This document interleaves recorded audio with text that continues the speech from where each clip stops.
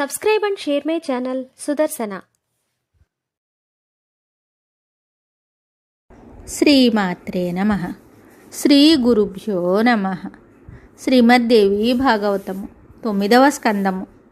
దేవి స్వాహ స్వధాదేవిల ఉపాఖ్యానములు. నారదుడు చెప్తున్నాడు, ప్రభు నారాయణ, మీరు రూపగుణములు, యశస్సు, తేజస్సు, కాంతి సంపన్నులైన కారణమున నాకు సాక్షాత్తు మీరు భగవంతుడగు నారాయణుడే. మునీంద్ర, మీరు జ్ఞానులలో, సిద్ధులలో, యోగులలో, తపస్సులలో, వేదవేత్తలలో శ్రేష్ఠులు. మీ కృప వలన నేను దేవి మహాలక్ష్మి యొక్క మహాద్భుతమగు ఉపాఖ్యానమును తెలుసుకొంటిని. మీరు సముచితమని తలంచినచో భగవతి స్వాహ, భగవతి స్వధ, భగవతి దక్షిణల చరిత్రను, మహత్యమును వినిపింపుడు. సూతుడు చెప్తున్నాడు, మునులారా, నారదుని మాటలను విని మునివరుడగు నారాయణుడు నవ్వాడు. అతడు పురాణములలో చెప్పిన ప్రాచీన ఉపాఖ్యానమును చెప్పడం మొదలుపెట్టాడు.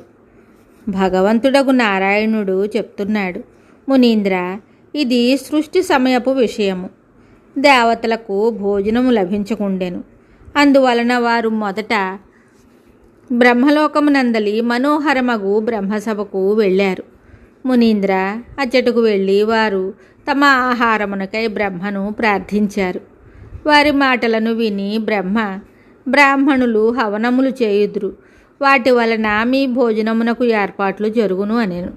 తరువాత దీని కొరకు బ్రహ్మ భగవంతుడగు శ్రీకృష్ణుని స్తుతించెను.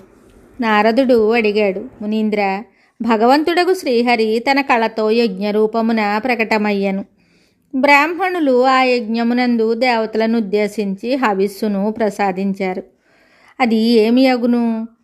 భగవంతుడు నారాయణుడు చెప్తున్నాడు, మునివర, బ్రాహ్మణులు, క్షత్రియులు మొదలగు వర్ణముల వారు భక్తితో చేయు హవనములు దేవతలకు లభ్యమగుటలేదు. అందువలన వారందరూ ఉదాసీనులై బ్రహ్మసభకు వెళ్ళారు. అచ్చటకు వెళ్ళి వారు బ్రహ్మతో ఆహారము లభించటలేని కారణమును తెలిపారు. బ్రహ్మ దేవతల ప్రార్థనను విని మనస్సును నిశ్చలముగా నుంచుకొని భగవంతుడగు శ్రీకృష్ణుని శరణుజొచ్చెను. అప్పుడు భగవంతుని ఆదేశానుసారము బ్రహ్మ ధ్యానము చేసి భగవతి మూల ప్రకృతిని ఉపాసించసాగాను. అప్పుడు సర్వశక్తి స్వరూపిణియగు స్వాహాదేవి భగవతి భువనేశ్వరి కళతో ప్రకటిత అయ్యను. ఆ పరమసుందర దేవి విగ్రహము శ్యామకాంతితో శోభిల్లుచుండెను. ఆ మనోహరియగు దేవి చిరునవ్వుతో విరాజిల్లుచుండెను. భక్తులను అనుగ్రహించుటకు చిత్తము గల ఆ భగవతి స్వాహ బ్రహ్మ సముఖమునకు చేరి ఆయనతో ఇట్లు పలికెను, పద్మయోని వరమడుగుము. తదనంతరము బ్రహ్మ భగవతి మాటలను విని ఆశ్చర్యముతో పలికెను, దేవి, నీవు పరమసుందరివి. కృపతో అగ్నికి దహనశక్తివి కమ్ము. నీవు లేకుండా అగ్ని ఆహుతులను భస్మము చేయుటకు అసమర్థుడై ఉన్నాడు. నీ మంత్రము యొక్క చివర నీ నామమును జోడించి ఉచ్చరించి దేవతలకు హవన పదార్థములు అర్పించినచో అవి దేవతలకు సహజముగానే లబ్ధమగును.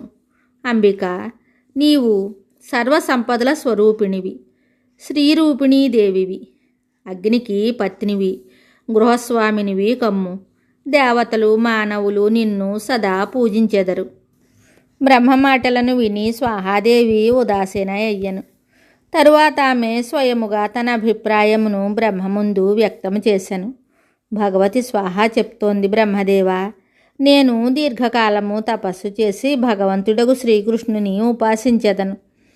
ఆ పరబ్రహ్మ భగవంతుడగు శ్రీకృష్ణుడు తప్ప అన్నియును స్వప్నము వలె కేవలము భ్రమయే. నీవు జగత్తును రక్షించెదవు. శంకరుడు మృత్యువు మీద విజయమును పొందెను. శేషనాగుడు విశ్వమును మోయును. ధర్మమునకు ధార్మిక పురుషులను తెలుసుకొను యోగ్యత ప్రాప్తించెను. గణేశుడు దేవ సమాజమునందు ప్రప్రథమముగా పూజలందుకొనును. ప్రకృతీదేవి అందరి చేత పూజింపబడును. ఇదంతయు భగవంతుడగు ఆ శ్రీకృష్ణుని ఉపాసించిన ఫలమే. పైన చెప్పిన దేవతలందరూ విధి విధానముగా శ్రీకృష్ణుని ఆరాధించారు. భగవంతుడగు శ్రీకృష్ణుని సేవకులగుట చేతనే ఋషులు, మునిగణములు సర్వత్రా సమ్మానితులవుతున్నారు. అందువలన నేను కూడా ఆ పరమప్రభువు శ్రీకృష్ణుని చరణకమలములను చింతన చేయగోరుచున్నాను. బ్రహ్మతో ఇట్లు పలికి ఆ కమలముఖి స్వాహాదేవి నిరామయ భగవానుడగు శ్రీహరిని గురించి తపస్సు చేయుటకు వెళ్ళిపోయాను. తరువాత ఒంటికాలి మీద నించొని నిశ్చలమగు మనస్సుతో అనేక సంవత్సరములు తపస్సు చేశాను.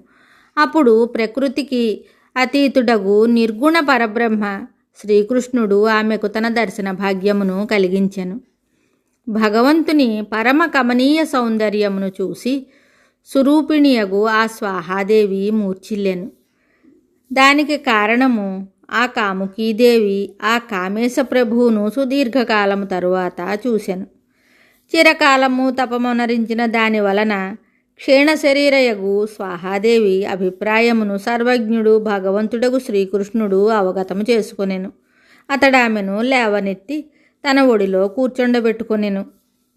భగవంతుడగు శ్రీకృష్ణుడు చెప్తున్నాడు, కాంత, నీవు వరాహకల్పమునందు నాకు ప్రియురాలవు కమ్ము. నీ పేరు నాగ్నజితి అగును. రాజగు నగ్నజిత్తు నీ తండ్రి అగును. ఇప్పుడు నీవు దహన శక్తితో సంపన్నవై అగ్నికి ప్రియపత్ని అగుము.